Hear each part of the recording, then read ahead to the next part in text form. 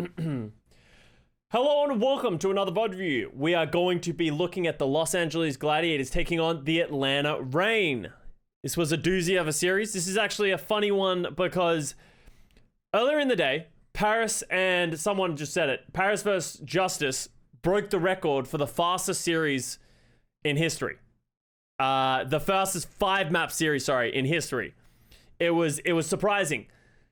And then it instantly got broken again by this match. This is a 5-match series that is the fastest 5-match series in history because there are 3 full holds. Every single escort, hybrid, or 2CP match was a first point hold. So we got that to look forward to. We're going to break it down. We're going to have a look at what all these teams do, why it goes so poorly on their attacks/defenses.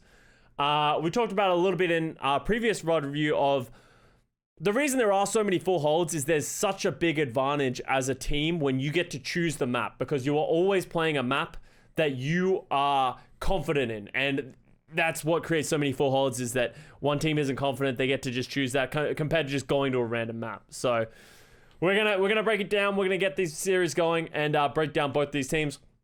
Obviously, spoilers, the Atlanta Reign goes on to win this one. The Gladiators are once again the Sadiators. Bro, just let my boy Space win something. He's in Frowny Town right now. The Gladiators were so close. Very, very close. There was some butt-clenching Edison Doomfist play at the very end, but we'll wait until we get there. But Gladiators have looked really good. They had a very good summer showdown. I don't think you can take anything away from them. They really deserve to be here. They are a great team. They have great talent, and I like what I see from them. The Atlanta Reign are just keeping it going. They just sticking to their guns with the defensive style. They pretty much exclusively play the Rhine Brawl or the double shield. They don't really play much else other than that. They don't really play the Wrecking Ball. They don't play the Winston. So we'll get to see that and break that down. While the Gladiators, I would say, are more of a Winston dive, but also play a little bit of that Brawl. Neither of these teams play the Wrecking Ball. Actually, I think the Gladiators play a little bit of the Wrecking Ball, but I don't like it when I see them play it. I feel like that's against their win condition of shoe on that Zen, all those kind of things. So let's go. But after this result, do you see a coaching? All right, let me answer this question as well at the start of this because everyone always asks me this question every time we talk about the Gladiators becoming the Sadiators. I think Deepe has been the coach for a lot of seasons. If they don't perform and they don't have success this season, time will tell. I would be surprised if a change doesn't get made. He's had, as I said, he's had 4 seasons.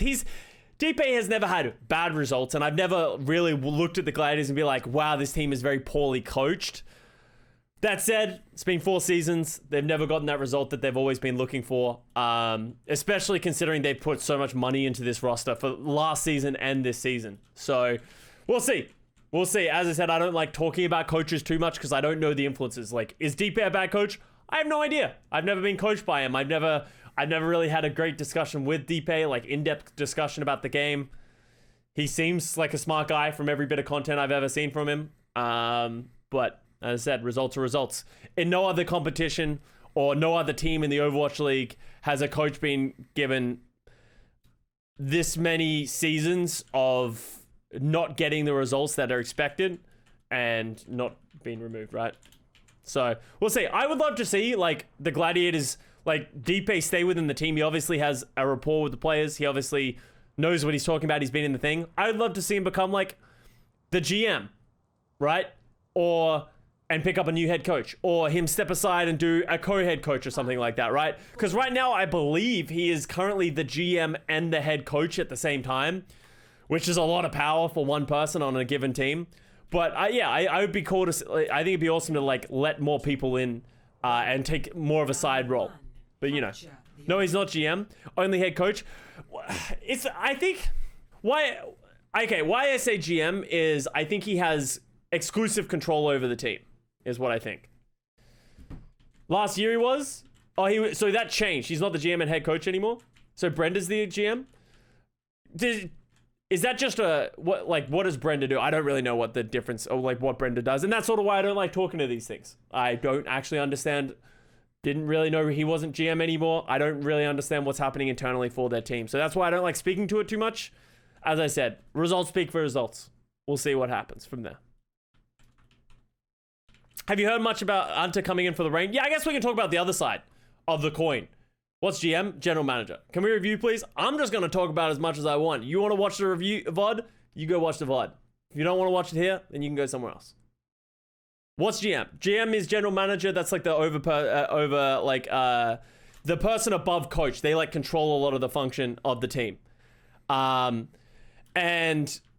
let's talk about the Atlanta Reign and their coaching style as well, right? So Hunter, for the Atlanta Reign, I think he has been such a pivotal person. Like, I came into this season, right, and I said my biggest issue with the Atlanta Reign was I didn't really like their coaches. Like, they've been around for a long time. I think Atlanta's always been a team-run, kind of like they're very team-run, right? The players run the team. Well, I think Hunter, he is such a good coach for that style. I think he's come in and he's just like embraced that style because Hunter brings a lot. He's learned under packing. He's a very smart player. He was a great Australian support player. He understands the game. He understands how to coach. And I think that is, you need to attribute a lot of the rise of Reign to Hunter as well, because every single player that we've talked to says, like, I've talked to Masar, I've talked to Gator, and both times I've talked to them specifically, they've said Hunter has been really good. We're doing more player-led VOD reviews. We're doing more team stuff. We're adding that coaching element into the game, and you can see it. They look so well polished. They function so well as a team. So obviously whatever they're doing now is working for them, because, you know, I know Atlanta likes to meme that they don't like being called the gatekeeper team, but they have historically been that. They're not that anymore. They are a top team that I think can beat any team on any given day. And I think are one of those, like, obviously I don't think they're the favorites, but they're a team that I think could go the whole way in the playoffs at the very end of it. And they could win the Summer Showdown this tournament. So awesome things for Atlanta Reign. I a lot of respect for their players and their coaches right now. So update title, yeah, I'm on it. Let me start this. Pass into the ass. Hunter learned from Jimmy how to coach Smiley Face. Is that Jimmy Lover 69? I knew it was Jimmy Lover 69. Thank you very much, $3, Jimmy Lover 69. Alright, what do we got? So we're gonna get the Ryan Brawl versus the Ryan Brawl, except Gladiators actually do this a lot. They play the mirror on the Doomfist. I actually really like the mirror on the Doomfist. It's a different look. I think it plays around their style well, and I think that's good. Yo, remember that guy who got hella mad at putting Glads over Reign in the June Joust power rankings? I try and forget.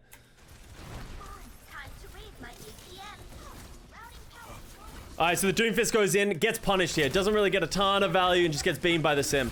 And that's the gamble. Like, I like the Doomfist. Maybe not on this point. I think if they're fighting on the point and in close quarters, the Doomfist gets more value. Or maybe Mira needed to bait his team a little bit more. I don't know, but obviously, losing Doomfist here, they lose a lot of their damage. The May is just going to be so good with the walls, the extra damage, and that should be it for the Gladiators. That's for the Reign. This man says nothing other than donating for Jimmy Collins. Fucking great. Yeah, dude, hey. We got a Jimmy stan in my chat. Mira did nothing on the Doom this game, but I also think it's been very good historically for them, so. Do you think they're considered S tier? I don't think Atlanta will ever be S tier. Just because I think Shanghai and Dallas are just on a different level, and until Atlanta can beat those teams, even once, right? I think it's hard to justifiably put them in the S tier. Maybe if they make a great case for themselves in the Summer Showdown, we will, right? So Mira goes in.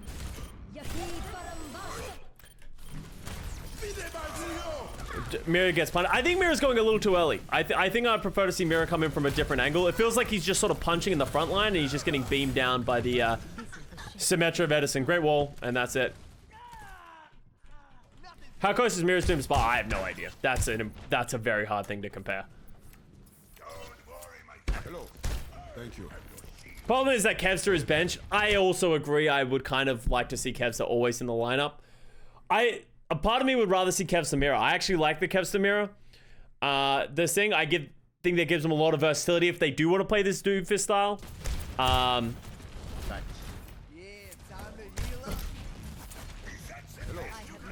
Like, obviously, Bertering's a great hit scan, but I think Custa can probably play Sim, and he can just play the Tracer, right? So, Bertering, that doesn't mean Bertering's bench. He's just the hit scan player, right? And this isn't really a hit scan meta. Like, let's watch this from Mira's perspective, right? Like, Mira has actually just gotten absolutely bullied so far this series. Like, in this map. He's just gotten... He just walks in, punches in, and then just instantly dies.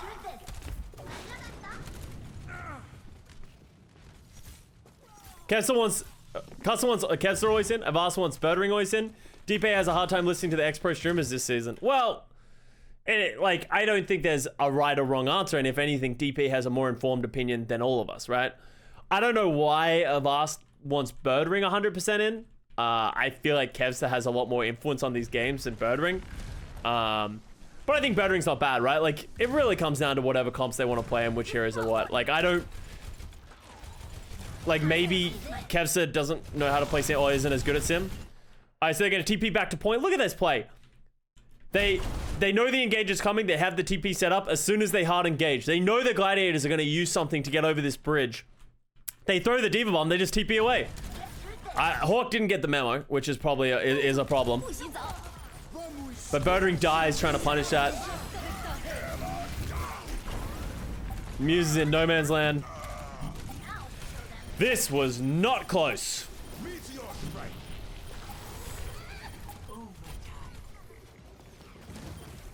Yeah, Mira just doesn't even know where to go.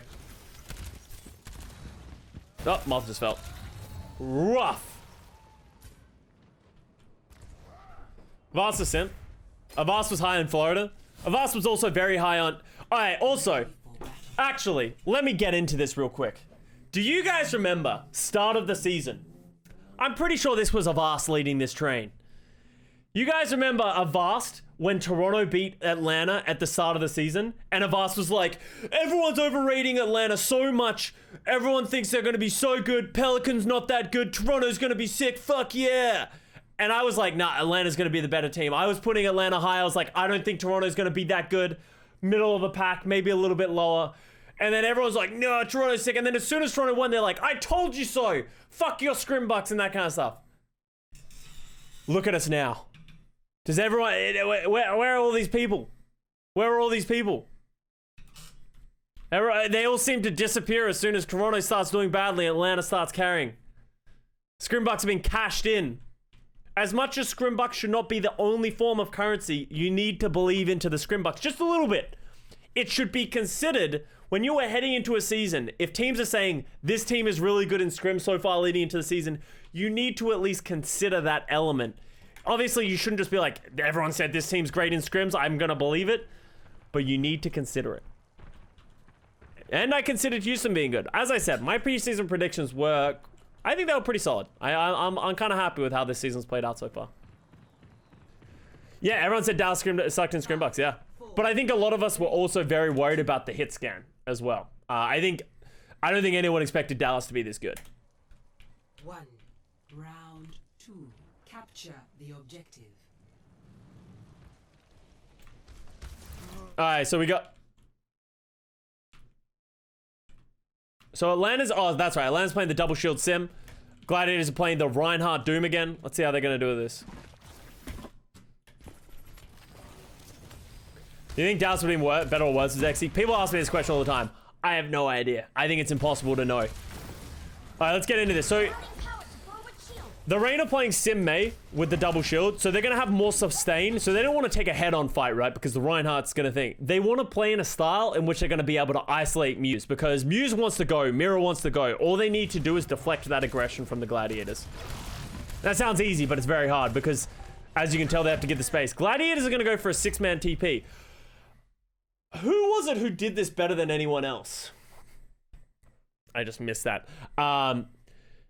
Someone was playing it in a style, the Symmetrina style. I don't like this 6-man TP onto the backline. You know what I would like? I would like the TP into the backline where they just spend the sim, right?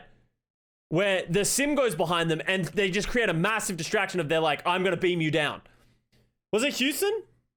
It might have been Houston. Someone was doing it, right? But they never fully TP'd their team. They TP'd like... I don't know, you guys are saying everyone. Maybe Decay, but like everyone, they would TP behind and they would just be a nuisance. They're just in the back line and they're just beaming them. And then every time someone turned around to deal with them, they would just TP back. And that gives them that like sort of sandwiching mentality, because if you just 6-man TP your team into the thing, Atlanta just has to like really turn around. And I think it creates more of a, it's like a coin flip at that point, right? Obviously it works out for the Gladiators here. They are playing the Doom and the Rhine. But I actually thought that was a really neat trick that I think it might have been the Washington Justice and Decay were doing. Just sort of not just being very linear or like obvious with the style in which they were doing things.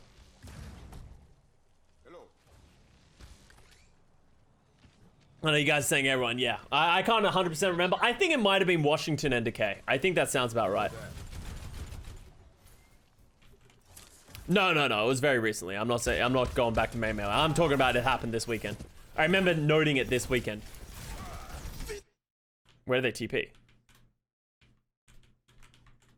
Oh, okay, back there.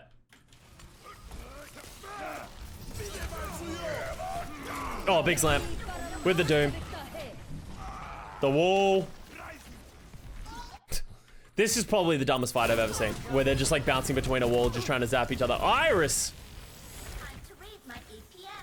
Bettering and Mira both didn't use their ults, and that's going to cost them a lot. Like, I think if either one of them got their ults out, this could have been a winnable fight. Moth, the last man standing on the point. Oh, I guess Shu and Musa here. Oh, no way. How does this happen? Oh, Shu. No. That's tragic.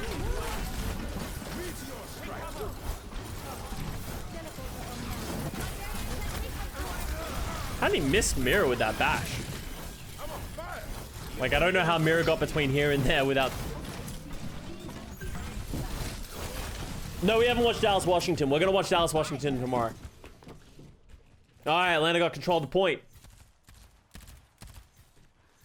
Masano kind of okay. Masar's been really good. Masar was one of the people that I was worried about coming into this season for the Atlanta Reign, because at the end of last season, Masar was fucking done. He didn't want to even be in America anymore. He was like, you could just tell, like, from everything, like all the media and his tweets, like he was just done. I was curious to see if he was going to retire, but he's come back fucking bowling. He's been really good in the main sport.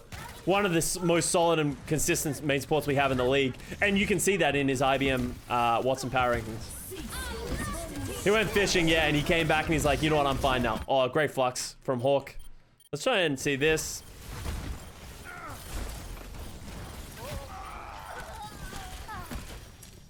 That wasn't bad from the Gladiators. It cost them beat to get into the fight, and they used Flux, I think, Bongo and Rally, so that's not a bad fight for the Gladiators.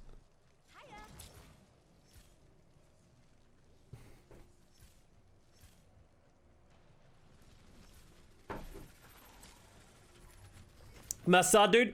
Okay. You guys are telling me how to call Masar. What should I call him? And I've literally talked to Masar and said, how do you want me to pronounce your name? And he told me Masar is fine. So...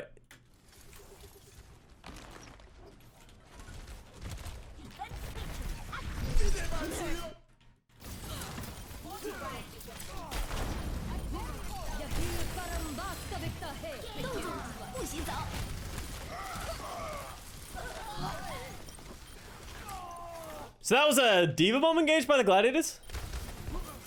Masar doesn't even know how to pronounce his name. I think he's probably just gotten to the point where it's like... It's just too hard to like convince everyone, I think. So...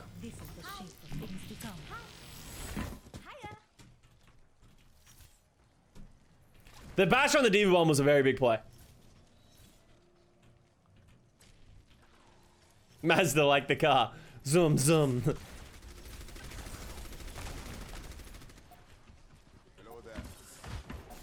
Alright, here we go. Gladiators come back in. This is the last fight for them. They're probably going to window shatter. Ooh.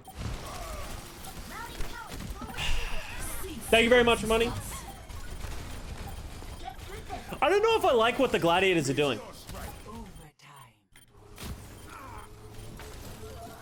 Like, I feel like the Gladiators are just playing super aggressive. They're just, like, blindly running into the point, you know what I mean? Like, obviously they're playing Ryan Doom, but they don't have anyone going a different angle. Like, the Doom's not coming from a separate angle, everything. They just, like, all three of those fights, they just, like, ran in through the front door and hoped it would work. The first time they just beat engaged, the second time they Diva Bomb engaged, and that time they, just ran in, window, tried to shatter. Like, they're just hoping that it's gonna work without really, like, forcing Atlanta to do anything different. Victory.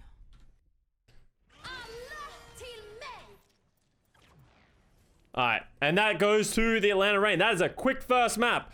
And I hope you guys like quick maps because these all go very, very quickly. For a 5-map series, this is going to be a quick one. Gator Hawk, top 3 tank duo in the league. Top 3? Dallas. Attackers. Shanghai. 30 seconds. Shock. But Shock haven't really been playing very well. Mag Fury's kind of good. I would say as of Houston, oh yeah, Houston. Django Piggy. I would say as of right now, yes, they are top 3. But I think there's like, right next to them is like Houston tank line, Shock tank line, Washington tank line's close as well, yeah. Like, I think they're around, like, they're in the top 5 and they're definitely in that contention, but I would say Dallas and Shanghai are probably above them. 4, 3, 2. Glads, yeah, Glads is as well. I haven't been sold on Muse, though.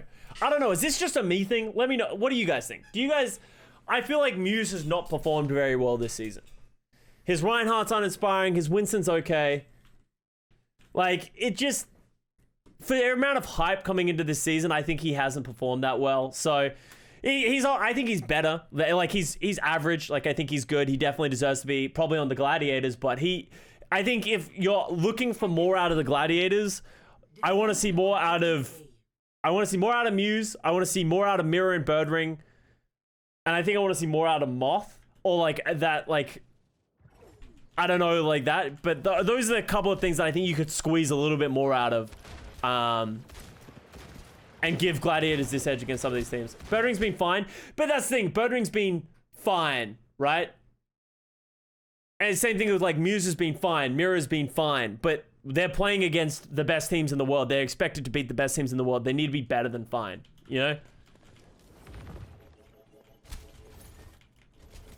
It's the unfortunate reality of when you're on a top team that's trying to fight for a championship, you need to be better than fine. You need to be great.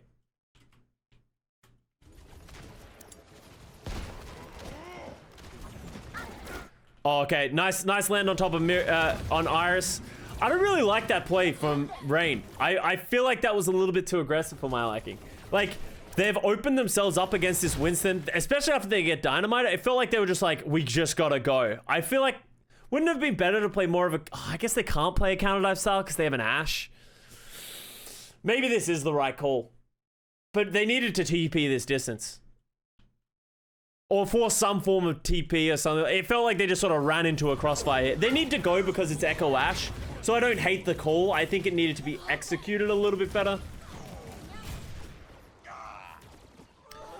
But Birdring's best heroes are being played by Kevster so he can fill in the Sombra. And that's it. Like, this just isn't a Birdring meta. And that's why I said I would much prefer to see Kevster Mirror. Because Birdring's a hit scan Sombra player.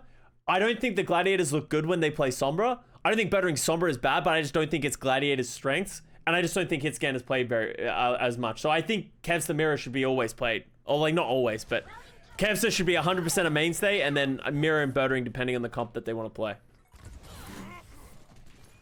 But yeah, Birdring's not the Tracer player anymore, right? Kevster is the Tracer player, and deservedly so. But fucking Kevster's Tracer against Boston was...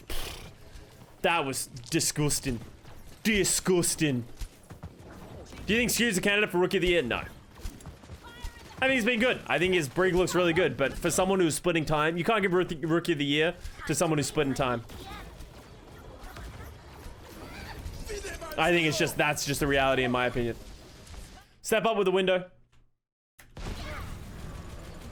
Alright, Muse gets the primal off. Great primal by Muse. Just absolutely splits the whole team.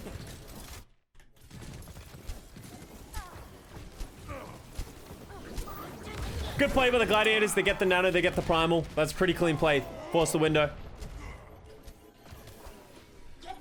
And I think the question becomes, was this ill-advised for Atlanta? I think Atlanta came in with the idea of this is the composition that they wanted to play on this map. But I think against the Ash Echo, this composition isn't as good. Like, I think against this comp, I would have preferred to have seen them play, like, the double shield Torb. You know what I mean? With, like, the Bat Brig. I think that would have been way better for them because I feel like they don't have enough counter dive potential, but they also don't have enough survivability to just play slow. So they're sort of stuck in this middle ground where they can't rush anyone, but they also can't play slow. So I think, I think maybe they could have switched here and played that double shield, like play like Torb Kree or some shit, you know, that kind of style.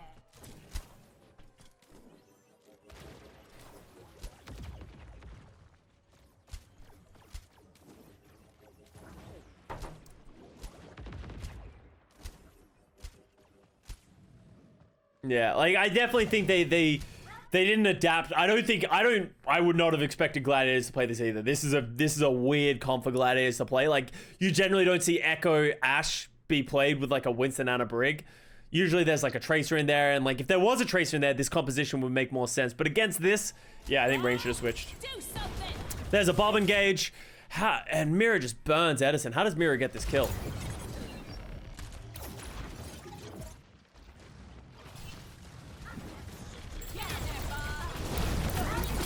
Oh, wow. Just the bomb knocks Edison up and he gets absolutely murdered.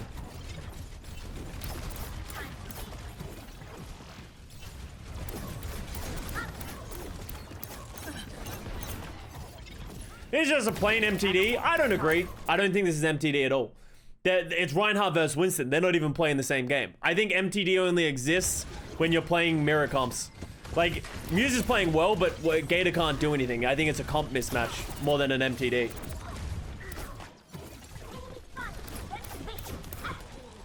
I also, am I the only one? I remember seeing this live.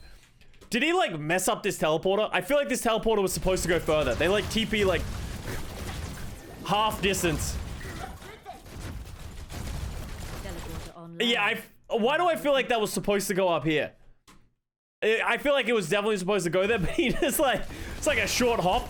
And then like some of them didn't want to go through it because they realized it was bad, and then some of them did go through it. So then they just have to commit their wall. It did feel like they didn't mean to do that. And then because they have to run to the point, Masa has to use the beat.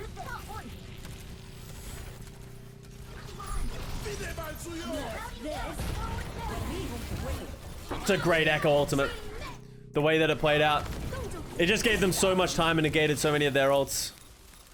And you just give ticks here if you're the Gladiators. Like, they're just going to slowly win this fight. Gladiators might have over-ulted there. That might have cost them more if Gladiators also did. I guess the Rain used ults, like you may as well just commit.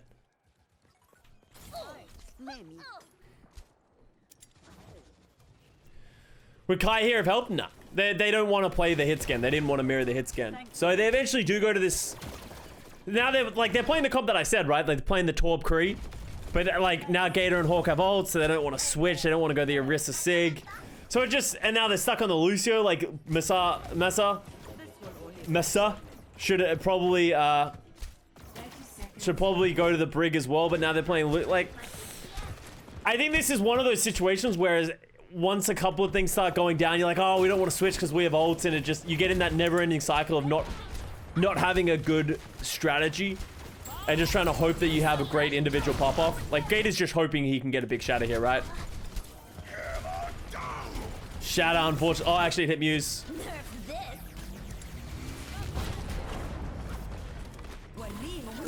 Oh, that's not great. That was not a great heads-up play by Gladiators. This could have cost them a lot. Nanoing the D.Va as he throws bomb. Bomb wasn't even very good.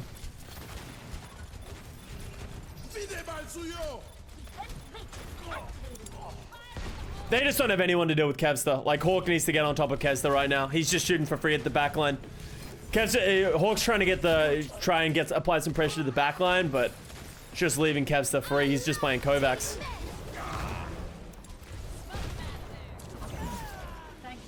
That was the first death for Glad's all map. Really? Yeah. Doesn't surprise me. Yeah, I think that's just an unfortunate series of events. Ready for battle. Also, Carlita with 100 bits. Just the video that proves you never passed geography. We don't have geography class. Like, I never did geography as a class, I don't think. I think it was a, geography for me was a, was an optional one. And I don't think I did it. 1. Probably should have. Attackers incoming. Defend objective A. Is it bad to say that I just don't care about geography?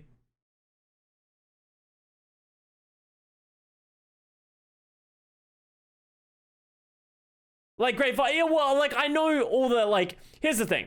It's like, obviously, the equator thing was kind of a meme, and I probably wouldn't have said it if it wasn't just sort of, like, kind of funny, because I did think that. Like, and obviously, it makes sense if I just thought about it and been like, no, of course, it's north of the equator.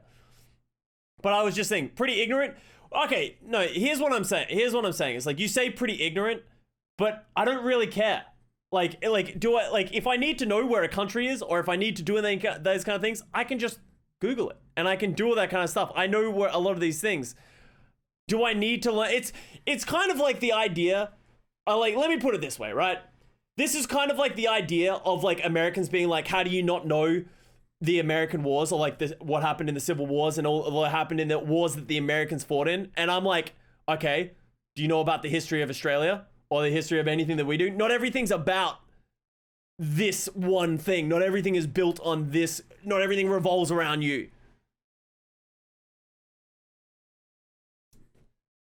I know about emus. That's not the history of Australia. The emu war is not our only history, but yeah. As I said, it's probably a useful skill to know a lot of geography and that kind of stuff. It's not one that I really learned, and I'm going to be honest, it hasn't really affected me much in my life. But geography is about everyone. But how so? Like, I know where most of the countries are. And I know where UK is on the map.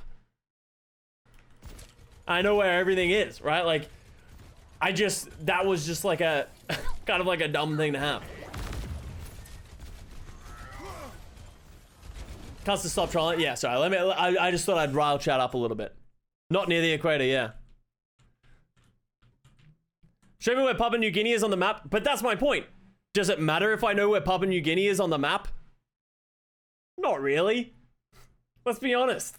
If I need to know where Papua New Guinea is, I'll just Google it. We live in a world where I don't need to know the answer. Like, I don't need to memorize what the world map looks like.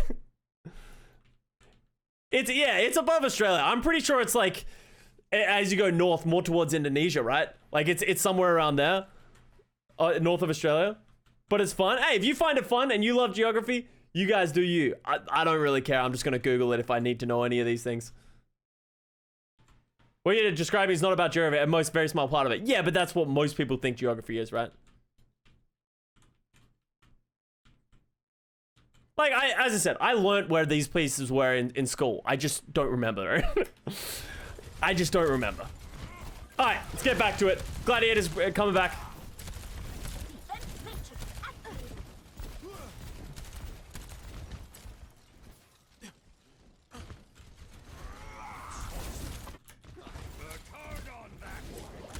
Alright, Gladiators just playing slow, trying to farm their nano, right? So they're just playing for nano.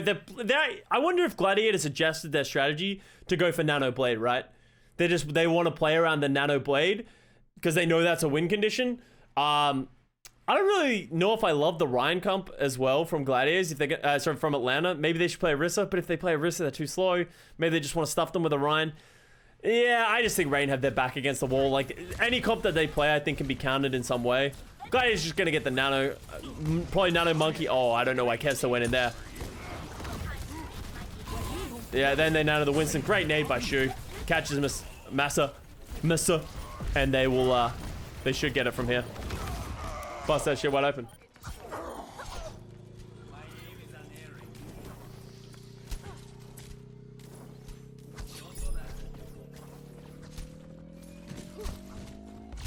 Boom, there it is.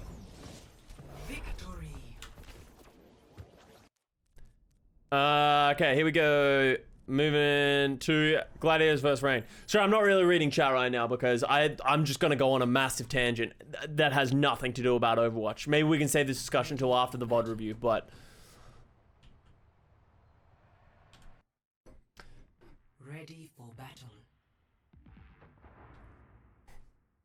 Yo, what's up, Liz? For this tragic ass game. Oh, no. Attackers incoming. Defend. Alright, so now we're going over to the King's Row, which is, once again, spoilers, another full hold. So Atlanta Reign is going to play, actually, funny enough, they're going to play their Ryan, the composition that I just wasn't sold on. So maybe they can sell me on it here. A part of me thinks that they should play the Orisa if they're going to play this comp. But if they're going to play the Sim, maybe they can move around. The Ryan gives them more adaptability. Maybe. I can see it.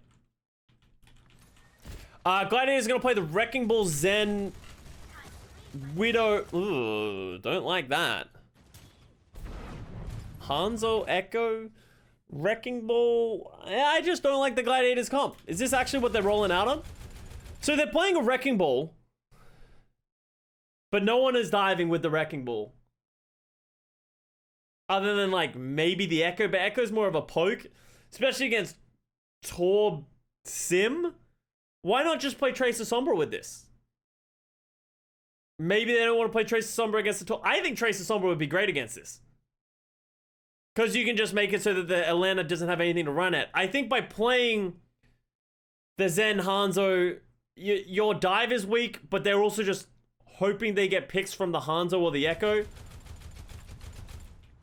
Let's see how this plays out.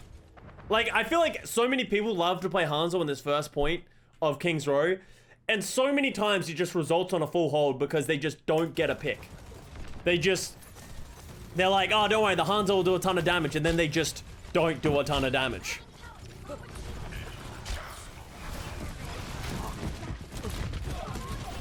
So they TP onto Shu, which is a really well played. They lose Edison for it though as well. Mary gets a great pick.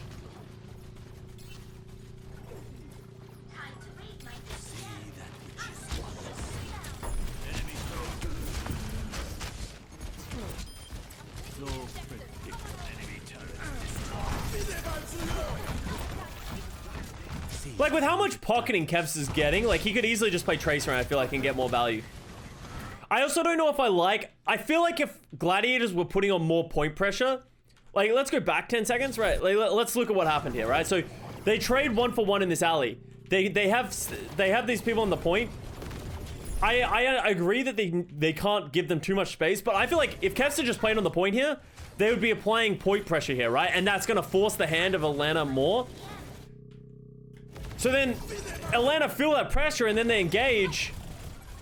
But they don't really engage. So if you just kept someone on here, maybe apply some pressure to Edison, they would be, more would be happening for them.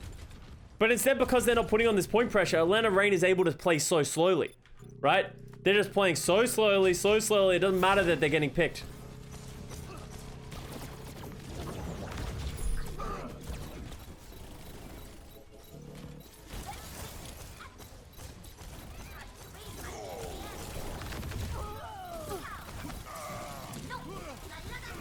Oh, Space gets hacked. This is so close. 3v3. Space uses the bomb. Just punished. They just couldn't close out the fight. And here's the thing that you need to keep in mind as well, right? Kevster still doesn't have a dragon. For how long this fight went, we are 2 minutes and 30 in. Kevster just didn't get a dragon. For how much fighting there's been, like, if he was just on anything else that had more consistent damage, I think it would be good, right? There was potential that Kevster fucked and killed everything, but he didn't. So therefore, it kind of nullifies the value of having a Winston.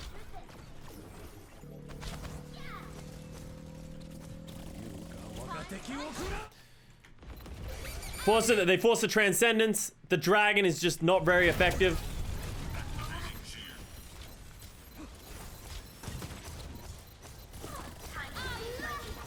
Space loses mech.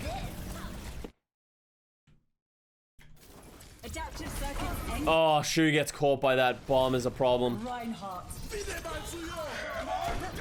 Oh, good shatter by Gator. That's a great shatter. That gets rid of that copy right there.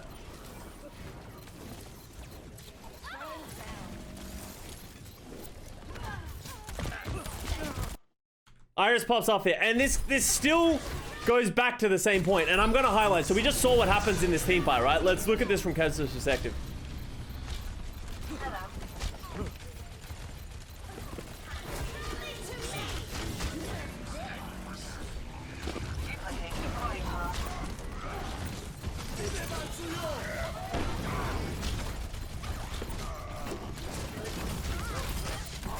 like, he's doing fine, right? He's getting a little bit of damage here and there, but he's not helping them close out the fight. Like, he's not playing a McCree, he's not playing a Tracer, he's not doing enough. And I think if he played a couple of other heroes, he would do so much more and this fight would be over. That's the second fight in a row that has been determined by, like, the smallest of margins. And he just hasn't been able to get that value. So it's not all Kevsta's fault. I just don't like the Hanzo switch. And now he goes to Tracer, okay?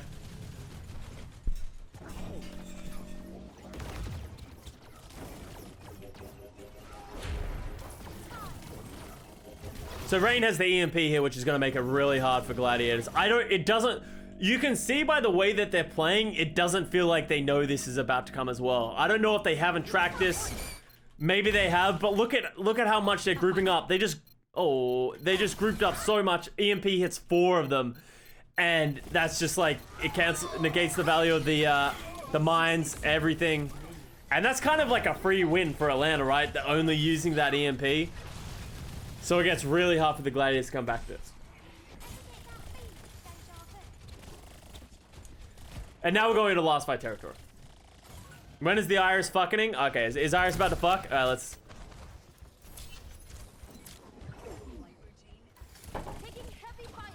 Iris has been one of the more impressive players for me this year. Like, if there was like a most improved award, I would probably give it to Iris. So Muse goes to Orisa. I don't hate the Orisa.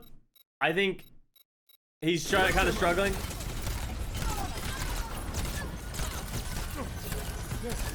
Woo! I don't know who he threw lamp at, but you take those. Wobble, wobble, motherfucker. Oh, the timing.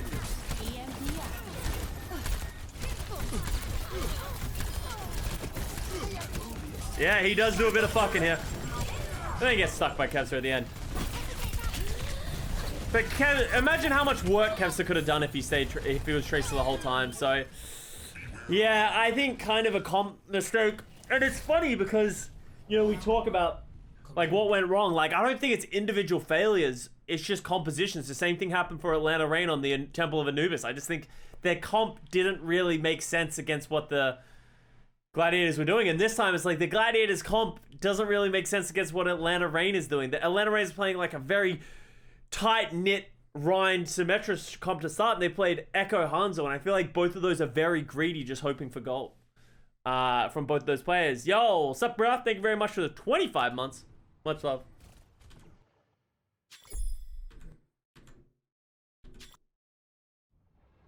Ready for Lots of people calling for D-Pace out of this series. As I said, I talked about it at the beginning of the review. I feel like a lot of people just like to blame coaches when things like this go wrong. I have no idea if coaches are good. But hey, head coaches are directly held accountable for results, and you know, D-Pace had a long run, so I don't know. It'll be interesting. Alright, so Atlanta's gonna come in with their double thing. And it's funny because they're actually doing kind of the same thing that they did on Temple of Anubis. Gladiators are gonna play the Winston Ash Echo thing again. They're gonna play that high damage from far away. I don't think it works anywhere near as well on this point because I don't think Kevster has anywhere near as good of an angle. I would prefer to see Masara in this Brig. Like, they're not on the Lucia, they're not playing the Reinhardt, so it's way better from the Atlanta Reign here. And maybe Edison on McCree would be better than the Hanzo, but yeah.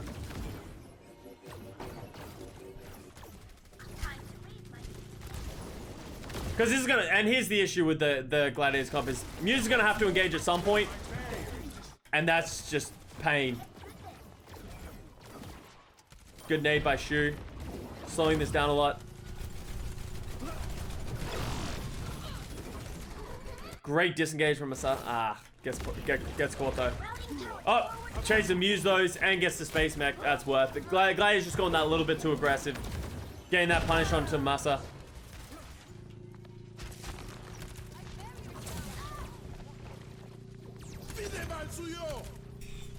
On Plat Chat, DP promised better results for this stage and said they were now playing his style. It's on the coach, and that's it. If he like, and I think DP more than anyone understands that that he needs to get results this season, right?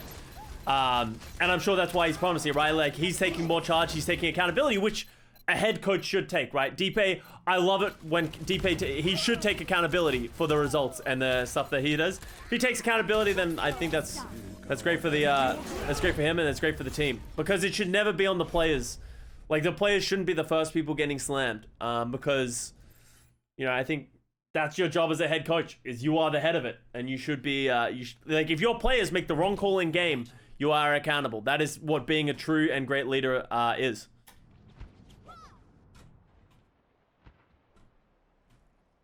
You know what Gladiators are? Glads are the new Houston for me. Everything is pain. Yeah, but Houston, like, Gladiators... I think the difference is Gladiators have actually given us a lot of hope. And I think Gladiators have been really good. I would actually put Gladiators and Houston in the same boat this season. Of both have great teams. They've been getting good results, but they've never been able to convert that into playoff wins. And that is where both of them are struggling. Both of them have great rosters that really should have some form of performance and results at some point. And neither of them have found that. They've been elusive for both teams, so. 3, 2. No, that's my last review for the day. I'll do the other two tomorrow. Stop the payload. Alright, so now we got the Atlanta Reign coming into play. Watch Point Gibraltar. And I think this is always going to be a hard map for Atlanta Reign. They are a very defensive team. They pretty much, I think in their most recent matches, they've only played Reinhardt and Orisa kind of styles. So Gibraltar is not going to be a good one. This is a very Winston-esque map. How much of that is the Fuel bullying the Outlaws? I don't think anyone is upset about the Houston losing to the Dallas Fuel. I think everyone's upset about the Houston losing to the Boston Uprising in the fashion that they did, right? Like that's where the issue came.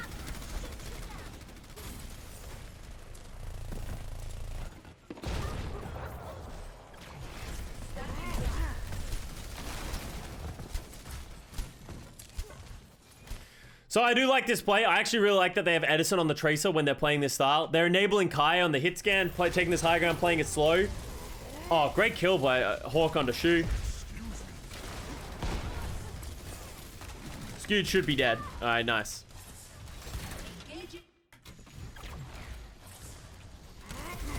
Boom, bang, boom. Atlanta Reign. So this one is also a full hold. So the question becomes, how do the Reign lose this? They really shouldn't lose this at all. Something has to go terribly wrong here. Let's get some Kai Pov to see. Do you rate Kai? I rate Kai very heavily. I think Kai is a great hit scan player.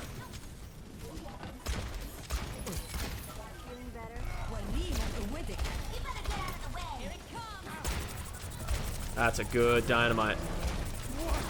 Great aggro trading by the tanks. Did Edison get too aggressive here?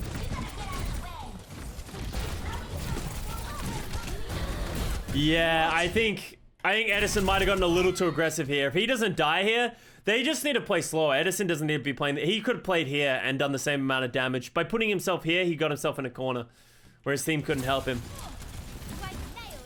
Great stick by Kevstar on a Gator. And they use the rally. They use the primal. They get the ults. And they're going to close that out. Also, nanoed space, yeah. So it costs Gladiators a lot. But now, the problem with Atlanta Reign's comp is they should win the first fight, right? Just like they did. But now it's very hard for them to take that space back. Because it's going to take them a long time, right? So that was essentially 2 fights, right? The first fight to get through the first half. Second fight at the hold. Now that's 2 minutes.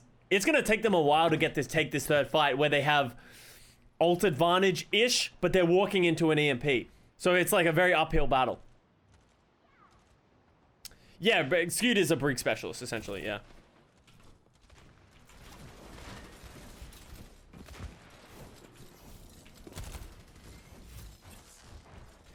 So you see them, that took them 20 seconds to get up here. They're not even out, and I don't think they were ready for this kind of engage. This is a really good EMP by Birdring, just doing... That's just clean, right? So all of a sudden, this fight took another 30 seconds off the map. And Atlanta is kind of playing this slow. They're actually consolidated quite well in here. I thought they were going to get wiped way more than they did. Edison for skewed isn't great for Edison, if I'm being honest. It's not bad, but it's not great. I think Atlanta needs to up the tempo here. They got to be really careful. Oh! Massa gets isolated from Iris. Where is Iris? Iris is up here. Just a little. If they had managed to go aggressive and get this rally off, they would have been in a really good spot.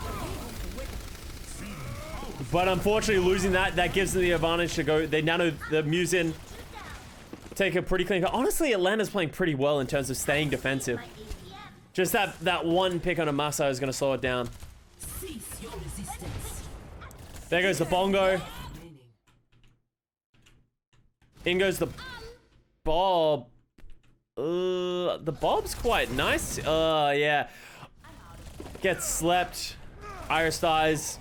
Couple of little things going wrong for the Atlanta Reign. I honestly think there's, yeah, it's just some small things here and there. They're so close to winning this fight.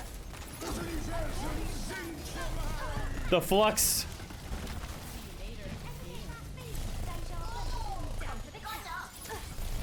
Just unable to get the punishes out onto the Gladiators. The Gladiators are trading aggro so well on the cart.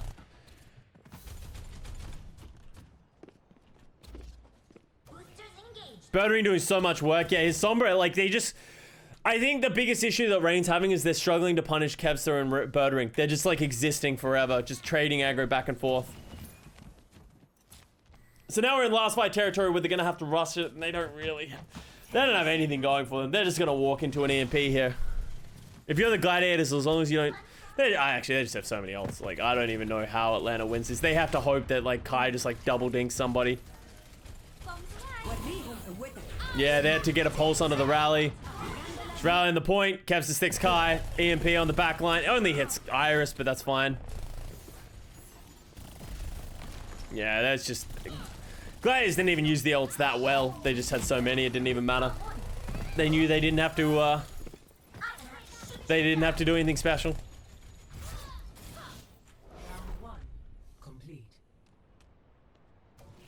Yeah, I agree, RLFC. The fact that Birdering is still playing at the highest level is really impressive. He's been around forever. He's been a mainstay of just professional Overwatch for years. Like, he was around when I was around, right? Not many players have been in the game for this almost 6 years now. 3, 2, 1. Kev's Trace is still pounding, yeah.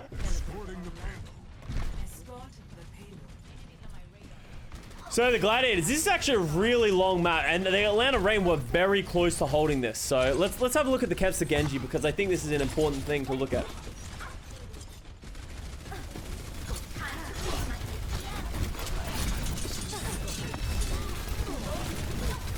Kai gets skewed, just trying to take space. Good win by Atlanta. And it's funny, they're actually going to go for an old school strategy. You don't see many teams take this this idea. But Atlanta Reign going to take the high ground, but they don't want to let the cart go under, and they actually want to play in this car wash style, knowing that it's an advantage to them. Thoughts of Genji in this comp? Genji is like a win condition, right? It's a very simple win condition, especially against what the Atlanta Reign are playing. They're going to play this Orisa. The Genji actually gets a lot of value because he can charge ult pretty fast and he can get space, but it's hard to not get value out of a Nano Blade against this composition. So once again, Atlanta going to drop to force the fight.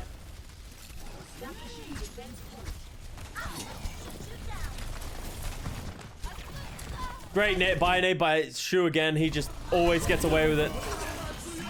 I don't know how Kai almost brings this back. Look at that. Look at how much work Kai does given this situation.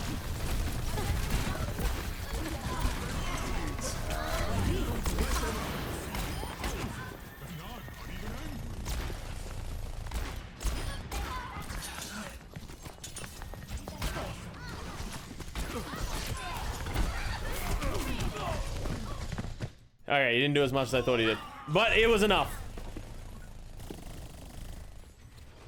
Too cocky? No, I think if he was more cocky, he would have rolled into that small room.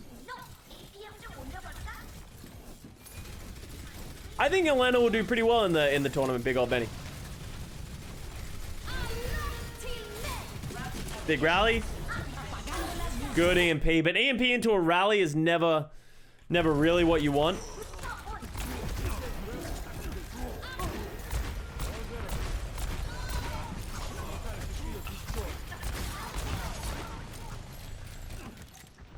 All right, so now they got the blade and they got the rally out. So Atlanta Reign, that's not a bad fight for them. They get a clean second fight. But what is Kevster gonna do with this blade is the real question.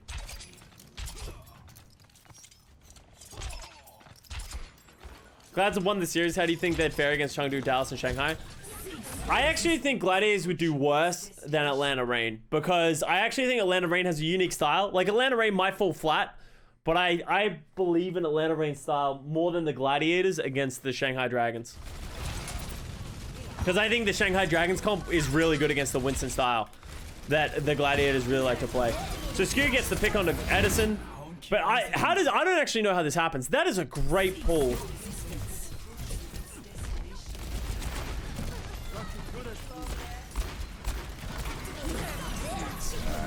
Great job. That is a great high noon right there from Kai. Gets two, but also this pull by Gator pulls two of them back into the Diva Bomb as well. And that's just a great clutch play from Atlanta Reign. So it's like, this got really close. Like, we're actually on the edge of this fight.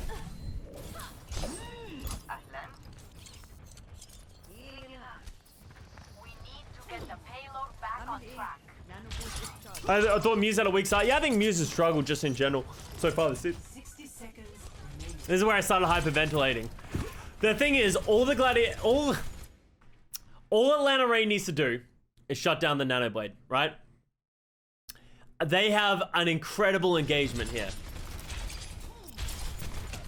Because they know they get the pulse bomb. You can't ask for a better start, right? Edison comes in clutch. Here's the mistake, and I think this is on Hawk. Hawk has been playing really well, but they get greedy at some point. This is really greedy by Hawk. This is a communication where I think he's like, yo, the Ana's isolated. We can kill her. But the issue that he has is that there's not enough follow-up. Like, Shu can't get healing, but there's not enough follow-up, and Hawk, like, it's almost worked. I didn't realize he was one.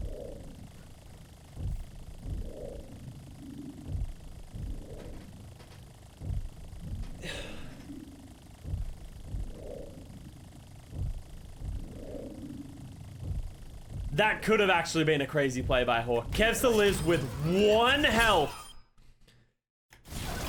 And then lives only just and gets the Nano Blade.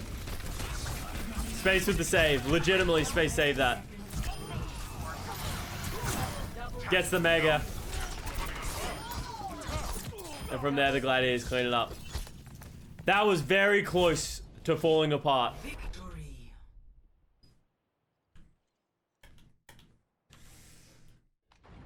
So Gladiators get away with it. They live to fight another day. Going to map 5. What was Shu HP? It was like 10. Ready for battle.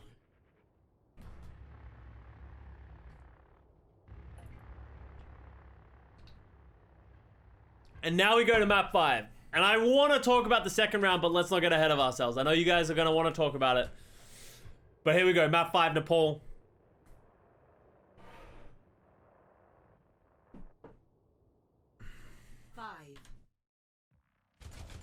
I can't watch this. My fucking heart. You gotta watch it like the rest of us. We're gonna get a mirror. Ryan v Ryan. Sim v Sim. May v May. The classic.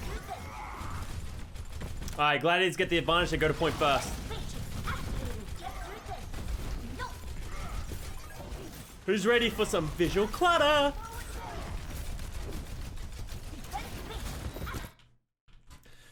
So we got wall v wall. Sim TP goes down. Gator gets isolated. Oh, Muse misses the pin.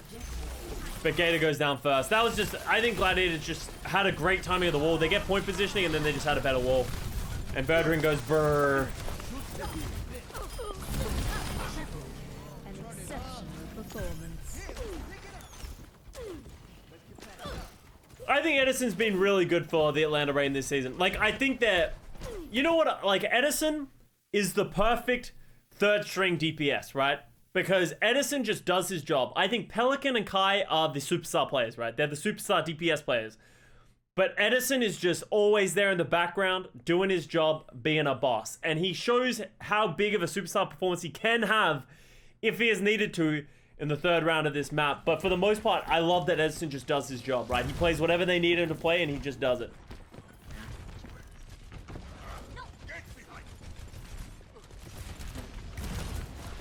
Alright, Sim TP. I actually really like this Sim TP by the Atlanta Reign getting onto the high ground. Gladiators just being like... Gladiators react slow to the way the Atlanta Reign play, but I think the issue where it comes is Pelican misses the wall. This wall isn't good. The wall's not very good for the Atlanta Reign, so Gladiators get to play this for free and Massad dies, so bit of a mistake by Pelican. Overwatch.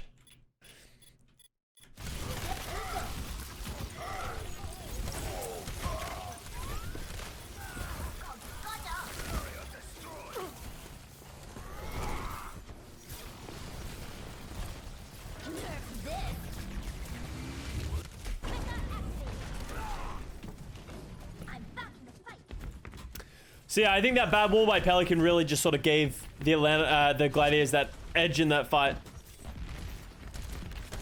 Screen captains ask people who don't play Overwatch to explain it. Yeah, it's a rough one. Alright, Gladiators at the advantage again. Pelican's sim teleports could definitely use some work. Wobble wobble, motherfucker. Ian, thank you very much for the 42 months. The Atlanta Reign, as the Gladiators take the TP behind them, try and rush down the back line.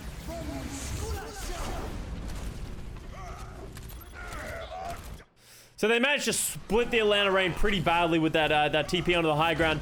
It wasn't a great engage, and it probably cost the Gladiators a lot of ults, but it forced the Atlanta Reign this way and this way, which really divided them up, which allowed them to isolate, and that just gives them the first point attack. Third attack. He broke it out of shame.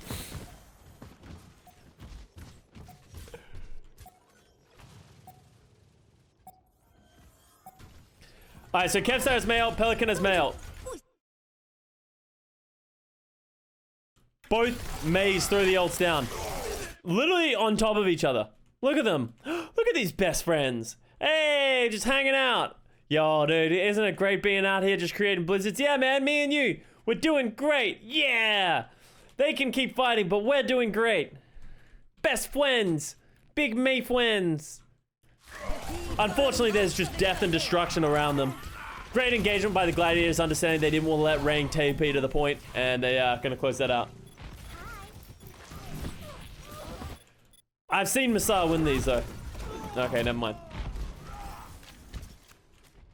Alright, Gladiators. They did it. Gladiators are gonna do it. They're gonna make it to Hawaii, right, chat? They look dominant. Here they go. They're in. Gladiators fans can rejoice, right? No more Sadiators. They're doing it. Ready for battle. 5, 4, 3, 2, 1. Round 2. Capture the objective.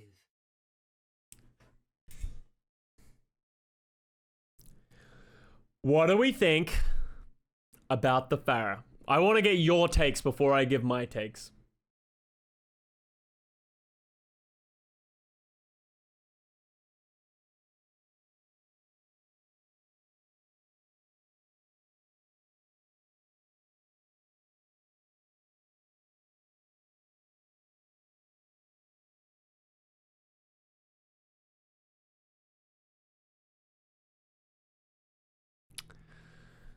I like it. I really do. I agree with Johnny. I think this was a good pick by the Gladiators. I actually do. I think that they don't win the Rhine Brawl matchup anywhere near as well on this map. I think they had some great strats, and I think they could have easily mirrored the Rhine and potentially won. But I actually think the Pharah is a good choice. I think that Kevster is a good Pharah. I think Moss is a good Mercy, and I think they could have easily made it work. It just didn't work. I don't think this is the worst call ever. I think it easily could have just straight up won them this series. I don't agree with the Echo. I don't think Echo Mercy does what you guys think it does. I think Pharah Mercy is better than Echo Mercy for doing what you're trying to accomplish. I don't think the Echo can't stay in the air permanently, and I think it leaves the Mercy way more susceptible to death. I think the Pharah is good. But I can understand that as I said, there's no right answer. The Pharah could have easily worked, but it didn't. They could have played Reinhardt and it could have worked, but they didn't. I think it's a coin flip. I think it's a call that you have to make, and you have to make these kind of decisions, and I don't think it was a bad one. I just think it didn't work. You need to hit directs, and we're going to watch this from Custa's perspective to see why it didn't work.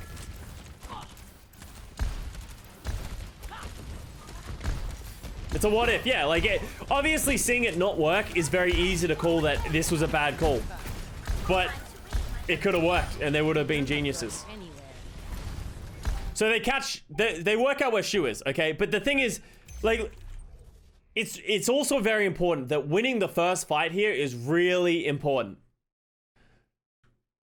It really is. It's one of the most important fights that you can take. Because as soon as you get control, it gets really easy. Look at this.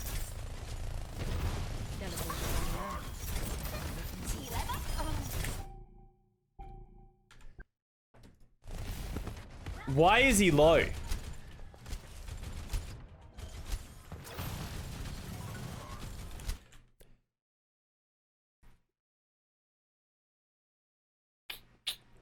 Gets hit by a fire strike, and then he gets dunked by an icicle. Kind of unlucky, because if the Rain had to TP up here, it could have been bad for them. But by not needing to have to do that and getting an advantage, they're in a good spot. So all of a sudden, that gives Atlanta Rain a ton more time, right? So if Moth has to go res it, he's going to go res it. But they have to give up so much positioning to give that. So now they've lost the point. The worst thing that can happen when you're playing a Pharah comp is you lose the first point and you don't have an advantage. Because now this is going to take them a really long time to get this point.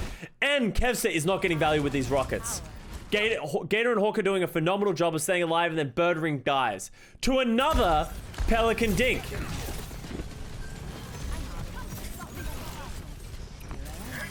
Birdring gets caught next to Pelican and dies. Gets frozen.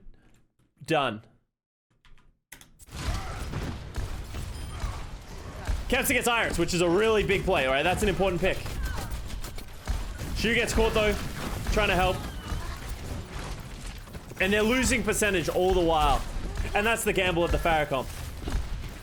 Now it's going to be really hard for them to get up. So is this Glad's fucking up as bad as we think they are? Or is this just Pelican fucking them up? I don't think the pick is bad. I don't really believe that this Pharah pick is awful. I think it could have easily worked. I think Atlanta Rain is playing very well against it. Maybe it was...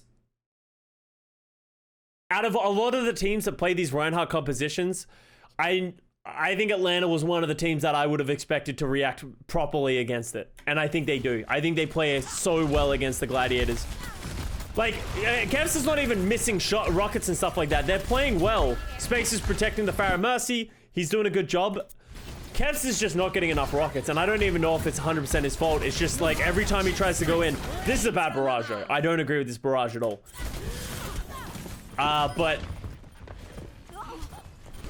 yeah, Moth even gets the res, lives to tell the tale, but he eventually goes down. I think Kevster was fine until that barrage. I think that barrage was bad.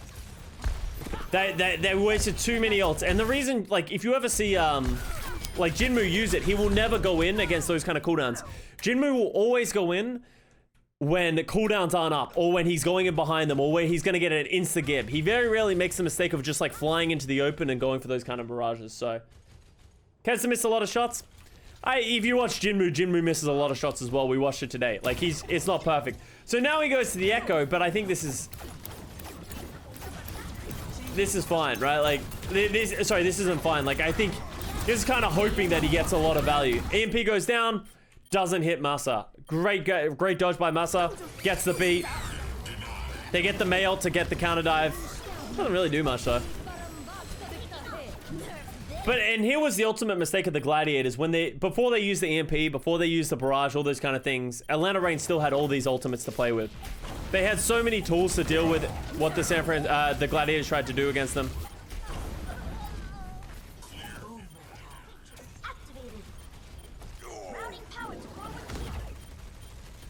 Gator's just trying to use the shatter so bad, but he goes down.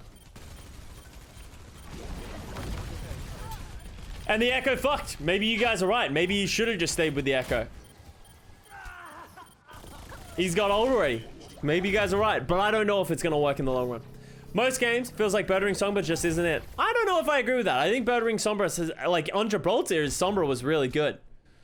I just don't think Gladiators play well around the Sombra. Echo's more consistent. Echo's definitely more consistent, but I also think Echo can put out less damage. Like, you're kind of reliant on getting that big dive.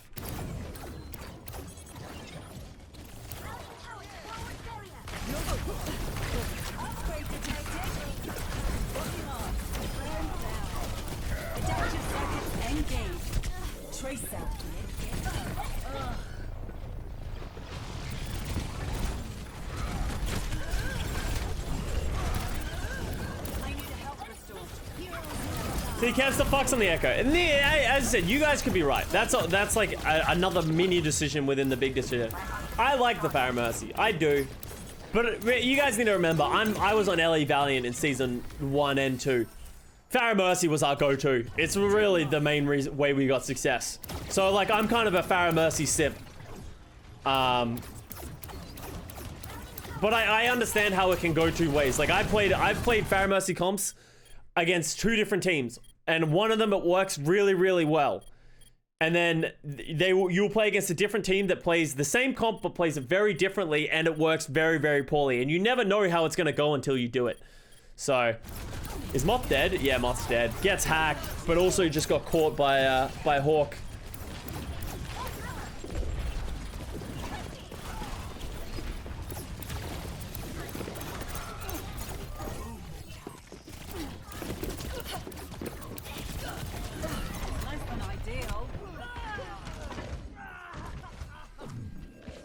Also, after the EMP, so it's hard to judge. Yeah, obviously it's easy to play Echo if you're getting EMP, and you have control of the point as well, right? Like,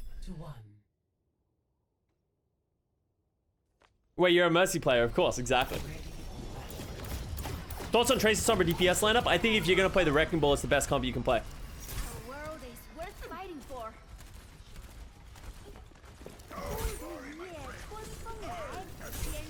See, if you're going to be upset about anything, this is the round you should be upset at, because there is no reason the Gladiators should have lost this. 5, 4, 3. Do you think they would have closed it if they had kept the mirror? No, I think the mirror Doomfist did not work at all. Historically throughout this series, I think having Birdering in is the right call. Same thing with Kevster. The Doomfist did not work ever. Obviously, it potentially could have worked on this point specifically, but it also, like, might not have. So there's the wall. Wall v wall. They're both sort of chilling. So Gladiators are playing the Rhine so that they know they need to go because of the defensive aspects of the Atlanta Reign. And that's just a great engagement. That's just, they TP on top of them and just murder the Atlanta Reign. That's the weakness of the Atlanta Reign comp, is if Gladiators can get an even fight on top of them, they're in trouble.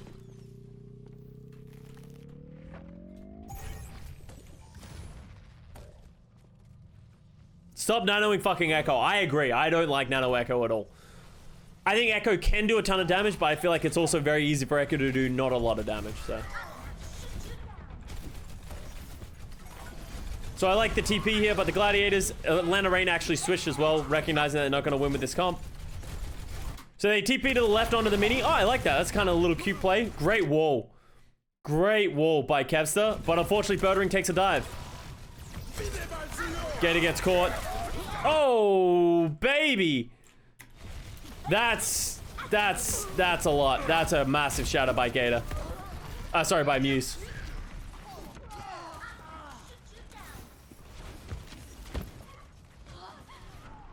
How's that shatter hit Masa? The shatter's a little bugged. He's like, because the shatter's in like a cone. So, yeah, I honestly don't know. It's just some hard time piece. All right, Gladiators owning. Everything's going well.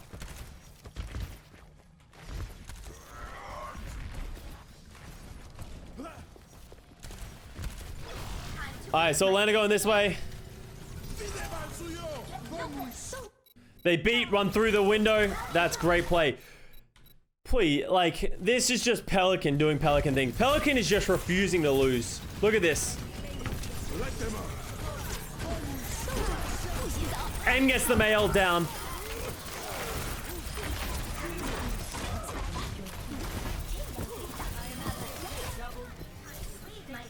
Pelican's just built different. That's the Pelican effect, right? And that goes back to, like, the idea of, like, players are fine, right? Like, they need to be better than Pine. You need to be doing shit like that.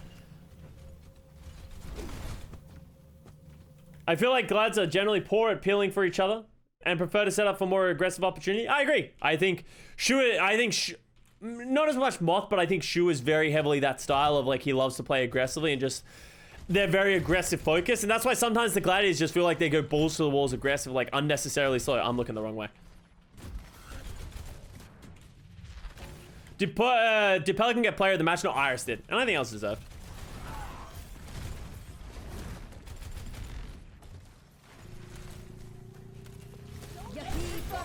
Alright, there's the wall.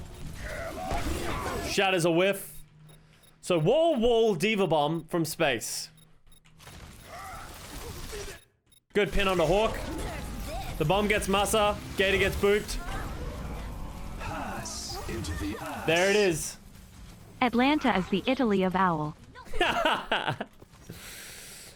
Oh, baby. If you're a Gladiators fan, it's coming home. It's coming home. You got Shatter. Atlanta Rain has nothing. There is nothing that can lose. It's coming home. Unlosable.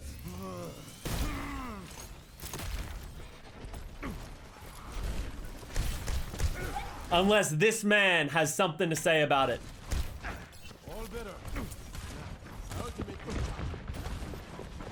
Gladiators going aggressive. Know they have the advantage. Don't let them get to the point. Big smart plays, right? Bird ring. Too late. What is he doing? He's caught off guard. Caught unawares.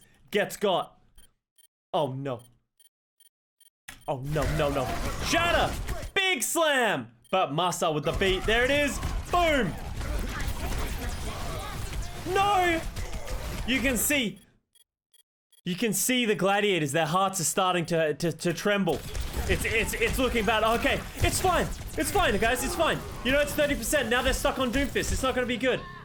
We can win. We can win, right, guys? Yeah, don't worry. All we got to do, we got 2 fights. We got 2 fights. All we got to do is take a good fight. Get good fights out of them. That's all we got to do. Okay, don't worry. We're going to force a lot of ults out of them, okay? Let's go in. Let's take a really good fight, okay? Birdring goes to Reaper for whatever reason. What do you think about Massa currently Not right on now. this season? Not right now. currently? Respond to lit. Get lots of ults out of them, right? Get lots of ults out of them, right? Get lots of.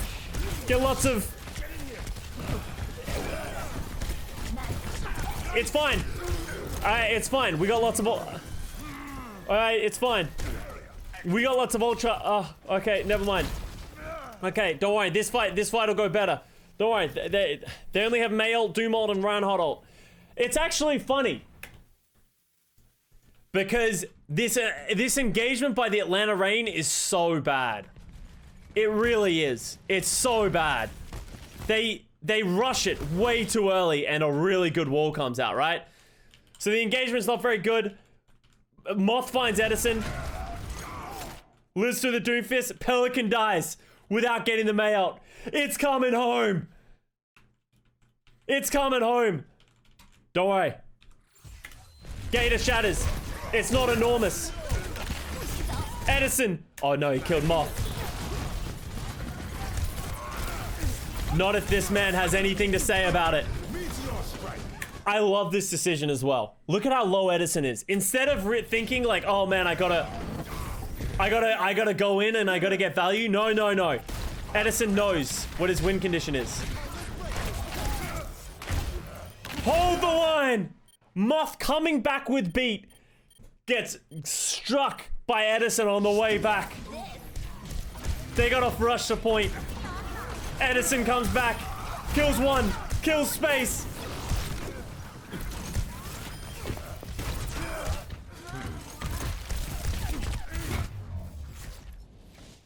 Victory. It's not coming home. Fuck this hero. Sadiators. And there it is. The Edison Doomfist that changed it all. Nice hero. That was biggest carry. Edison absolutely popped off. And if you didn't notice, you should. That was actually insane. That switch to Doomfist straight up won them that series. I don't think without the Doomfist and that pick potential, I don't think they win. I really don't think they win. So big plays by Atlanta, big plays by Edison, and they're going Hawaii again. You love to see it. You love to see it. Rip for Gladiators. They better buy him a whole T-bone in Hawaii for that. Exactly.